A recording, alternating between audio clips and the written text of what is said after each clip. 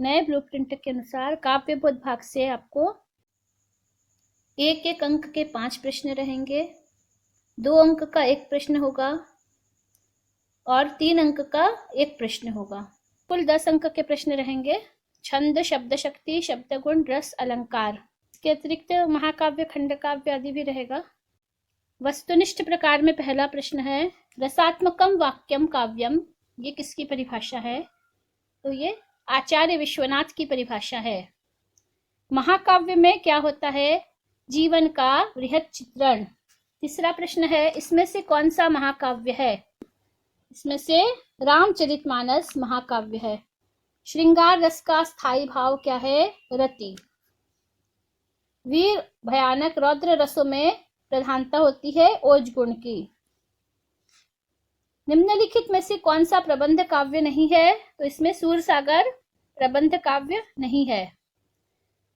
साकेत, रामचरितमानस और कामायनी ये तीनों प्रबंध काव्य हैं और सूरसागर मुक्तक काव्य में आता है। महाकाव्य में कम से कम कितने सर्ग होने चाहिए? इसका उत्तर होगा 8 सर्ग। अगला प्रश्न है, रिक्त स्थान की पूर्ति कीजिए। माधुर्य गुण में कैसे वर्णों की प्रधानता होती है? कोमल वर्णों की। विरोध न होते हुए भी जहां विरोध का आभास हो वहां विरोधाभास अलंकार होता है। दोहा छंद मुक्तक काव्य है। रस के 4 अंग होते हैं, स्थायी भाव, संचारी भाव, अनुभाव और विभाव। शांत रस का स्थायी भाव है निर्वेद। काव्य की शोभा बढ़ाने वाले धर्म अलंकार कहलाते हैं। अगला प्रश्न है, सत्य सत्य। खंड काव्य में नवीन का समग्र अंकन होता है। यहाँ जीवन होना चाहिए था, खंड काव्य में नहीं होता है, तो ये गलत है। महाकाव्य में जीवन का समग्र अंकन होता है। अरुंधति एक महाकाव्य है, सत्य है। जगत गुरु रामभद्राचार्य द्वारा लिखित 15 सर्गों का एक महाकाव्य है अरुंधति। आदिकाल में काव्यों की रचना हरिगीतिका छंद में हुई, ये गलत है। माधुर्य गुण प्रायः श्रृंगार, वात्सल्य और शांत रस में पाया जाता है, ये सत्य है। जो भाव हृदय में स्थायी रहते हैं उन्हें संचारी भाव कहते हैं, ये गलत है। मानव हृदय में स्थायी रहने वाले भावों को स्थायी भाव कहते हैं। प्रश्न 4, सही जोड़ी मिलाइए। उपमेय का निषेध कर उसमें उपमान का आरोप किया जाए वहां होता है, इसका सही उत्तर है अपनुति अलंकार। अपहनुति, कुंती नहीं है, इसमें मिसप्रिंट है। महाकाव्य रामचरितमानस। रसात्मकम वाक्यम काव्यम, आचार्य विश्वनाथ के अनुसार है ये। जिसका अर्थ चिपका हुआ है उसको श्लेष कहते हैं। चिन्मय ने नाक में दम कर रखा है में शब्द शक्ति है। लक्षणा, एक शब्द में या एक वाक्य में उत्तर देना है। जिस काव्य में प्रत्येक पद अपने आप में स्वतंत्र रहता है उसे क्या कहते हैं? मुक्तक काव्य कहते हैं। व्यंग्यार्थ का बोध कराने वाली शब्द शक्ति को क्या कहते हैं? व्यंजना शक्ति। जिस शक्ति के द्वारा शब्द के प्रचलित अर्थ का बोध होता है उसे कहते हैं अभिधा शक्ति। पतन पाप पाखंड जले पंक्ति में कौन सा अलंकार है? तो इसमें हम ये देख रहे हैं कि प की आवृत्ति बहुत बार हुई है, इसलिए इसमें अनुप्रास अलंकार है।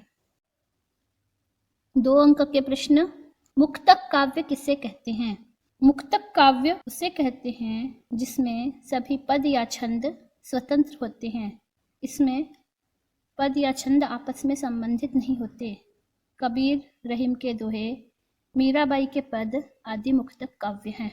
अभिधा शब्द शक्ति किसे कहते हैं? सोदाहरण लिखिए। शब्द के प्रचलित या मुख्य अर्थ का बोध कराने वाली शक्ति अभिधा शक्ति कहलाती है। जैसे हमारे देश का नाम भारत है, इसमें सीधे सीधे वाक्य के द्वारा अर्थ का बोध हो जा रहा है। आचार्य विश्वनाथ ने काव्य की क्या परिभाषा दी है? आचार्य विश्वनाथ ने रसात्मकम वाक्यम काव्य, अर्थात रसात्मक वाक्य को काव्य कहा है। श्लेष अलंकार की परिभाषा लिखिए। जहाँ एक शब्द में अनेक अर्थ चिपके हुए होते हैं, अर्थात एक शब्द के अनेक अर्थ होते हैं, उसे श्लेष अलंकार कहते हैं। शब्द गुण कितने प्रकार के होते हैं? शब्द गुण 3 प्रकार के होते हैं, माधुरी गुण, ओज गुण और प्रसाद गुण। विरोधाभास अलंकार की सोदाहरण परिभाषा लिखिए।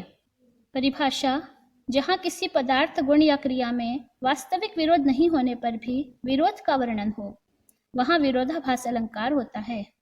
उदाहरण: या अनुरागी चित्त की गति समुझे नहीं कोय, ज्यों ज्यों बूढ़े श्याम रंग त्यों त्यों उज्जवल होए। यहाँ पर श्याम रंग में बूढ़ने पर, डूबने पर भी उज्जवल होने की बात कही है, इसलिए यहाँ पर विरोधाभास अलंकार है। व्यंजना शब्द शक्ति किसे कहते हैं? उदाहरण सहित लिखिए। व्यंग्यार्थ या प्रतीयमान अर्थ का बोध कराने वाली शब्द शक्ति को व्यंजना शब्द शक्ति कहते हैं।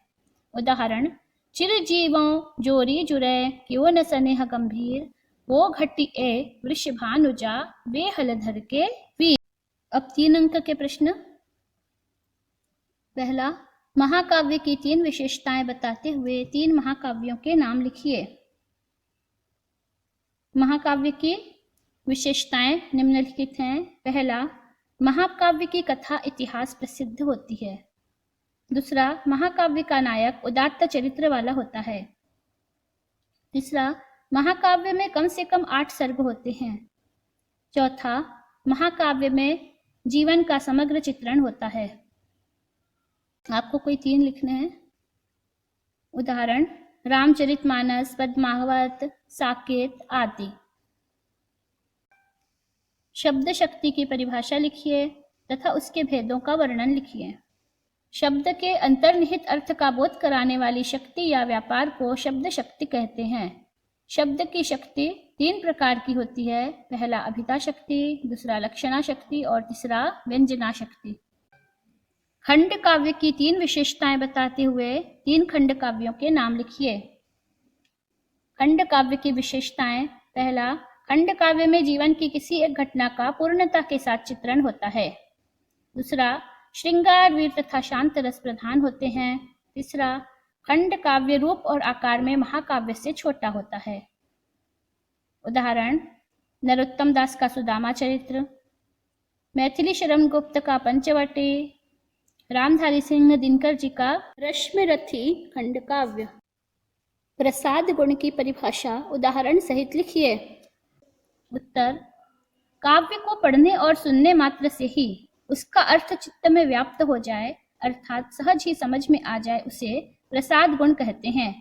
उदाहरण: हे प्रभु आनंद दाता, ज्ञान हमको दीजिए, शीघ्र सारे दुर्गुणों को दूर हमसे कीजिए। लक्षणा शब्द शक्ति की परिभाषा उदाहरण सहित लिखिए। लक्षणा शब्द शक्ति की परिभाषा उदाहरण सहित लिखिए। जब अभिधा के द्वारा किसी शब्द के मुख्य अर्थ का बोध नहीं हो पाता, तब उस शब्द के लक्ष्यार्थ का बोध कराने वाली शक्ति को लक्षणा शक्ति कहते हैं।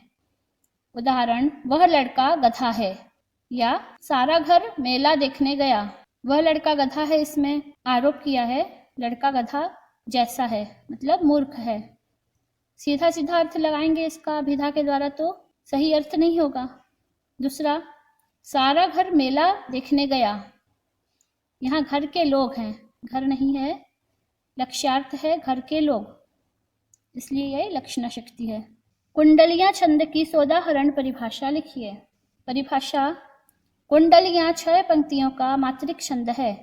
प्रथम 2 पंक्तियां दोहा की तथा बाद की 2-4 पंक्तियां रोला की होती हैं। प्रायः जिस शब्द से कुंडलियां आरंभ होती है उसी शब्द से समाप्त भी होती है। उदाहरण: हरे भरे हों पेड़ सब छाया दे घनघोर, उपवन में हंसते सुमन सबको करे विभोर।